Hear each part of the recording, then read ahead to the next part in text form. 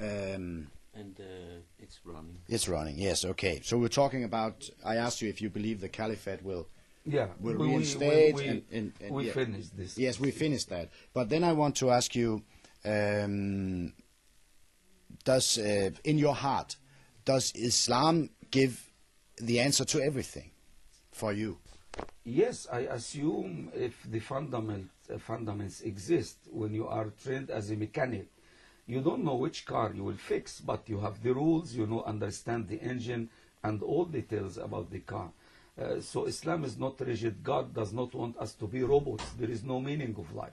Guidelines are available, and we make our fatwa to fashion the law in correspondence to every single event.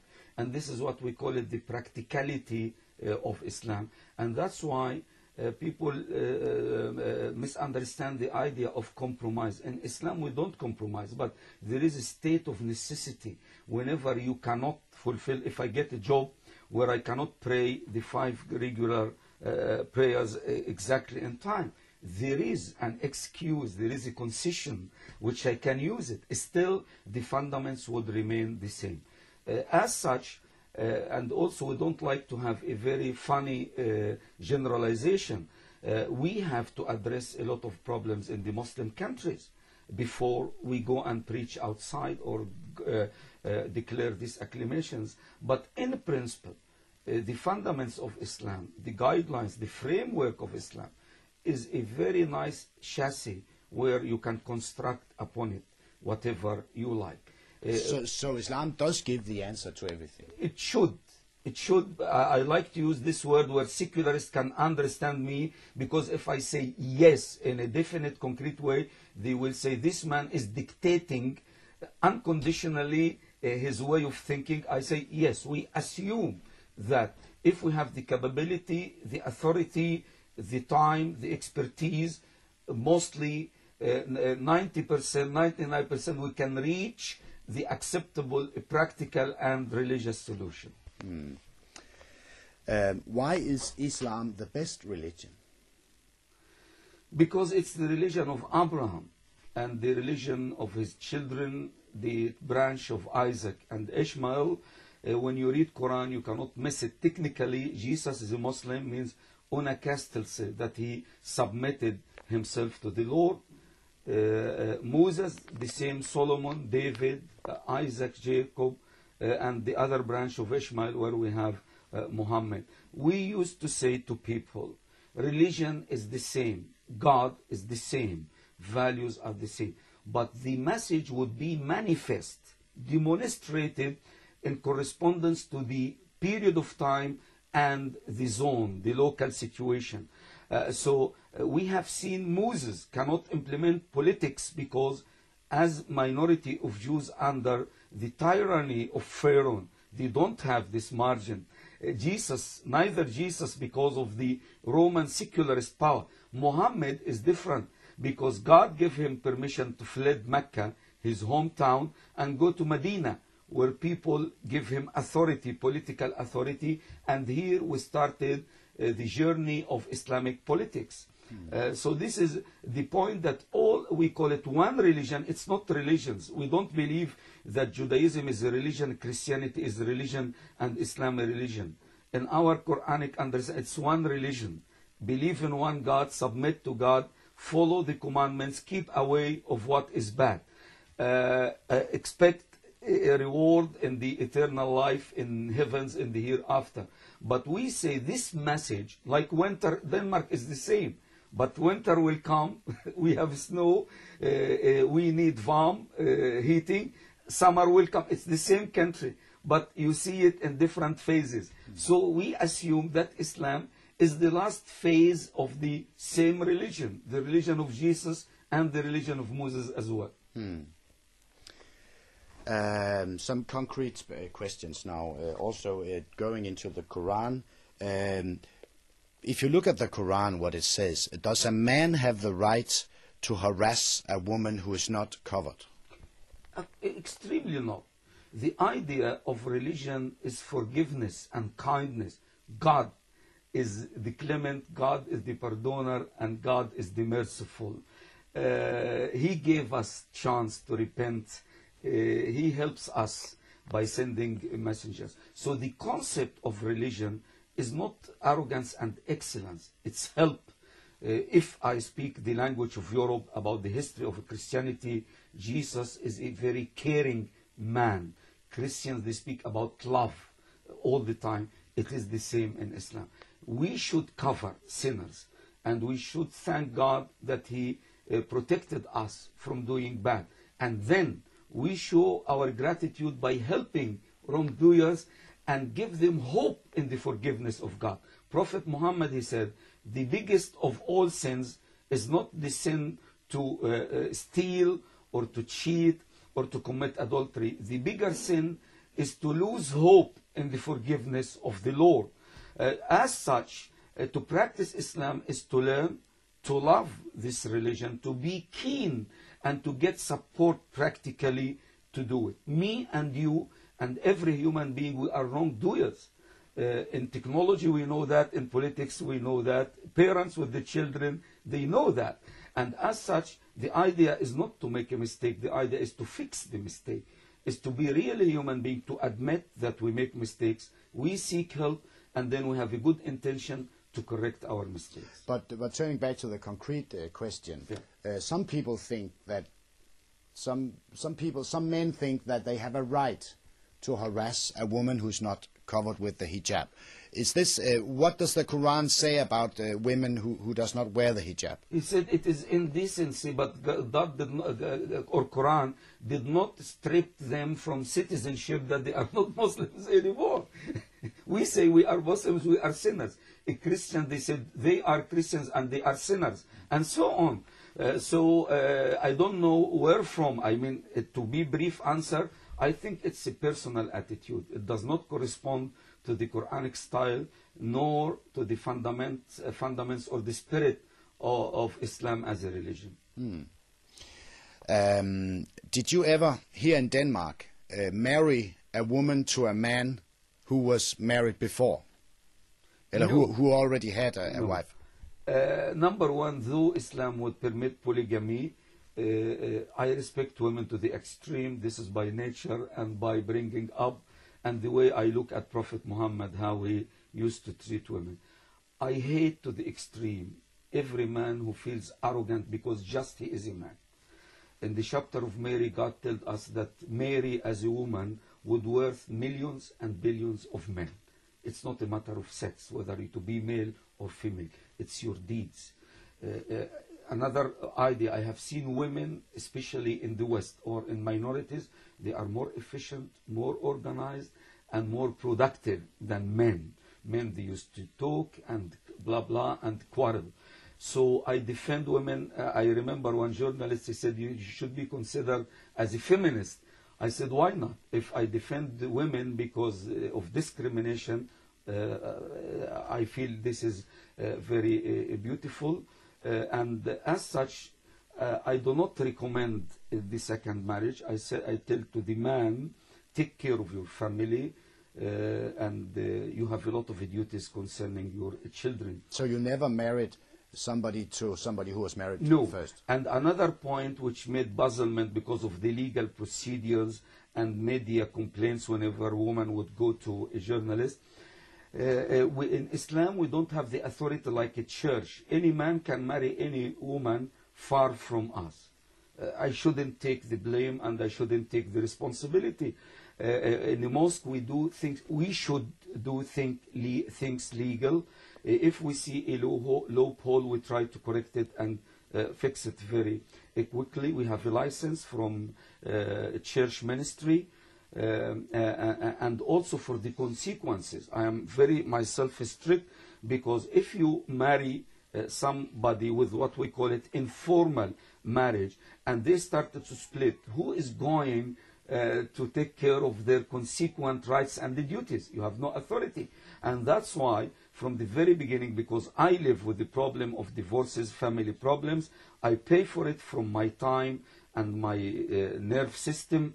And as such, I like people to go strictly in the legal direction, so we put everything under control. You have been an imam in Denmark for more than 20 years now. Why don't you speak Danish?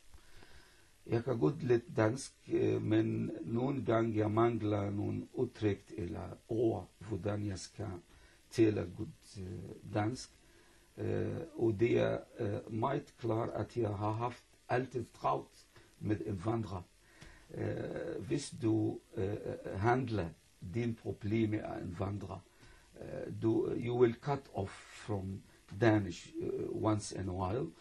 So in such interview, to be understood, I feel helpless but to go to English. I fight myself. I try.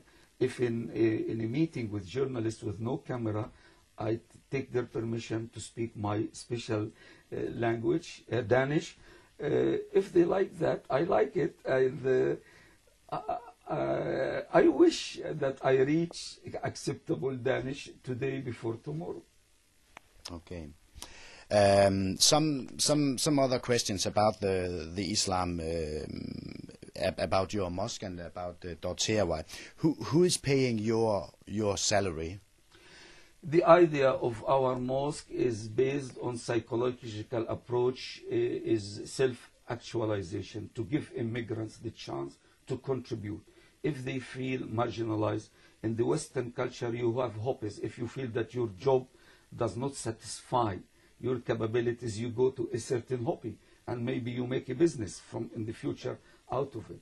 So the idea, which is very concrete to us, is to have volunteer contribution. So we contribute by money. We have 3 categories of membership: 100 crowns a month, 150, 250. We have a big list of volunteers. We have administrative vision of how to make the center function maybe around the clock. So nobody is paid, and when we don't get money from Commune nor from the oil countries, it means we are break even all the time. We are successful. We thank God that we cover our basic expenditure. So that means your wages come from contributions from the congregation? No, myself, I insist. Now I have a period of 1 year where my children, because they have seen me very busy, I have taken job. I was in a castle like others. I don't like to feel I'm special. When I talk to Muslim, I tell them I am like you. I have been to study school. I have been to WAKF. I have been in Practic. I have been to Kiss school. I am like you. So I know the situation. I've been to factories. I have been to jobs. I dealt with the Danish system and Danish individuals, and I like it to the extreme. The voluntary work will give us strength that no materialistic interest whatsoever. If you have 1 minute free time, donate this minute for the sake of God, and you will get rewarded. If we get these minutes and hours with a very practical administrative structure, we can organize them. And you have seen in every occasion when media, they come, they see somebody to welcome them, to offer them a seat, a cup of coffee, to lead them to the mosque, and to do all the necessary activities. But surely you, as an imam, you use all your time there. You get, of course, you get some money. I was working to a plastic factory near to Roskilde. I was working in electronic company in Hillerud. But now you don't work in this way. I will get. This is a principle for me, and I am not needed within the situation of immigrants. Our prime time, our peak time is Friday until Sunday. So I can manage. In the previous jobs, when you ask me for interview, I will give you the date which suits me, whether morning time or afternoon. So people did not take notice that I have a work. I manage in this respect. My wife, she knows I have a job. Scat, Avisen, they know that I have a job, and the company which I work for. So what you're saying to me is that you have another job. I will get. After the last job, I couldn't continue because I was working in the Afton Hall, and it happened on Friday because you have less hours. It comes exactly on the Friday sermon. I tried to make a settlement, but this system of the company is not so flexible to do that, so I was forced to leave that job. I'm searching here and there. Any flexible job, little money will be very sufficient for me. A little bit more about the money, the financing of your mosque. Does the mosque get money from abroad? No. Our principle is not to reach oil countries because we don't like anybody to impose his own agenda upon us. With this variety, with this challenge to deal with the Arabic bloc, Moroccan bloc, the Turkish bloc, Bosnian bloc, and Somalian, etc., you have to be very neutral and you have to accommodate all these streams or ethnic groups. If we associate ourselves with any donating countries, it means sooner or later we have to pay for it. They will force us. During the Gulf War, embassies have been splitted with anti-American and pro-American. And some members of the ethnic Muslims here had take alliance to one of either sides. We have been neutral. We like independence. And this is the only recipe for us. And we have to fight for it tooth and nail. So we don't welcome donations from oil countries. But who paid the mosque when you bought it, I don't know, 4, 5, 6 years ago? It's monthly. We have, you can meet with the both. They can show the file. I put the policy of the Solomon promise of contribution. So when you sign a paper as a member, you said, I will never withdraw before I give you 4 months notice. And we made a general assembly meeting before we bought the building. Before we have been to the lawyer, and we calculated the contribution. We were in need of 100,000 crowns a month, so we did not sign the contract. We told the people it's not a joke. If you pay 1 million and you don't pay later on, it will be sold in the auction, and you will lose everything. So fortunately, the lists and the names are available in our records and in our contributor with the Giro code, and where you see, by the grace of God, we could cover the 100,000. Any occasional contribution, we use it for renovation, for some other activities. So the purchase of the building was built on the contributions from the members? Definitely, 100%. Yes. But who donates? You say when you get contributions, you use it for it. Who makes contributions for you? For example, can get the list. There is no secret. No. I mean, even those who used to donate, there is a declaration. They take it to Scat Vason, where they have they call it fadgha or something like that. Yes. So all papers are official. During Fridays, there is a cash box where 3 people. And I like to repeat, it's credibility before we come to security, where from the money and where to. It's credibility. If there is any scratch to our reputation and the congregation will lose trust in us, the project will collapse.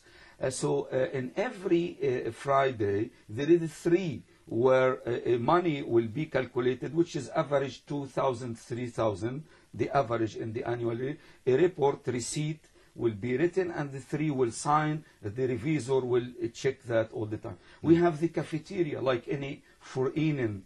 We proceeded a little bit like the Al-Rawabi halal killing, halal chicken.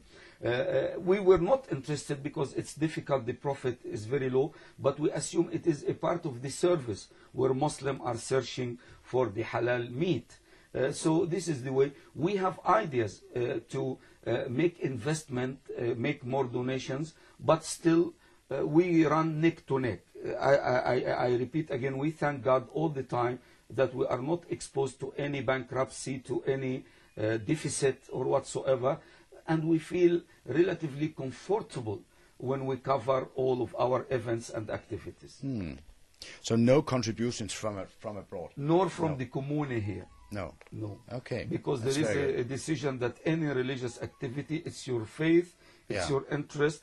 Government will give you first-class service in everything clubs. So if you like to make anything extra because of your ideas, you have Yes. to pay for it. Yes, yes. Some people accuse you of speaking with the two tongues. We remember back your first Friday sermon after 9/11. Yeah. Some journalists go in and take it in Arabic, and they have it translated, and you said some things about you have no more Tears. no more tears for the 3,000 Americans because all your tears were shed for the thousands of Palestinians who were killed. Not only Palestinians. No, but I shed tears for Rwandians. I am a human being. I shed tears for Cambodians. I shed tears for every divorcee. When I take my wife, I go to the kvinder. So I am exhausted all the time. It looks very attractive to media to use it. And I think most of the nice journalists, they regretted using this quotation, and they understood why I use it. I mean, why necessarily to be hypocrite like some Germans, Danes, and French who hates USA and they shed tears, the tears of hypocrisy. This is my point. Number two, as I said about Benjamin Franklin, I cannot cheat people for 20 years not to discover who am I. I cannot cheat every Friday 700 audience. Some of them, 10% can understand Arabic, Danish, and English. It's absolutely impossible to have two tongues in the same meeting with the same audience. You address different mentalities. Sometimes you are in need of expressions to make our Danish guests, whether from media or from other institutions, as usually they come to Dortia Vai, to understand some religious roots and opinions. And that's why I go in explanation and examples. Maybe in my English speech I quote from Eisenhower. Maybe I quote from Schopenhauer. I wouldn't do it in Arabic because Schopenhauer and Eisenhower is not known to the ordinary Muslim person, but for the Western culture. But the content is the same. The purpose is the same. So you don't speak with two tongues? Impossible. You can do it for a while in your job, in your school, with your wife. You can make a trick once, twice, but not all the times. Again, I say it, you can do it in two different meetings, okay? This kind of manipulation. But when you are in the open, in demonstrations, I think it's impossible. This is a very general, I know it's a very general, I hope you can give me a short answer. Are you a moderate or a radical Islamist? I am a moderate. I'm definite of that. I'm proud of that because Islam is the religion of modernism, to be moderate and to avoid any extreme. But maybe, I repeat, in a liberal, secularist country like Denmark, maybe affiliation to some religious duty would be understood as radicalism. But I can explain that in a longer answer, but this is very shortly my concrete answer. So you are a moderate? Definitely. I told you. And how do you like navigation? If you are a captain, how you use stars to know your course? When somebody from the Muslim congregation say, Imam Abu-Laban, do compromise for might. And some people from even Muslims and the Danish community would say, you are very radical. So I'm happy now in the middle. If somebody, they say, I compromise, I am light Muslim, you see, and other they say radical, I feel this is a compass which makes me be confident to some extent that I am in the right course. I would like to go to the toilet now.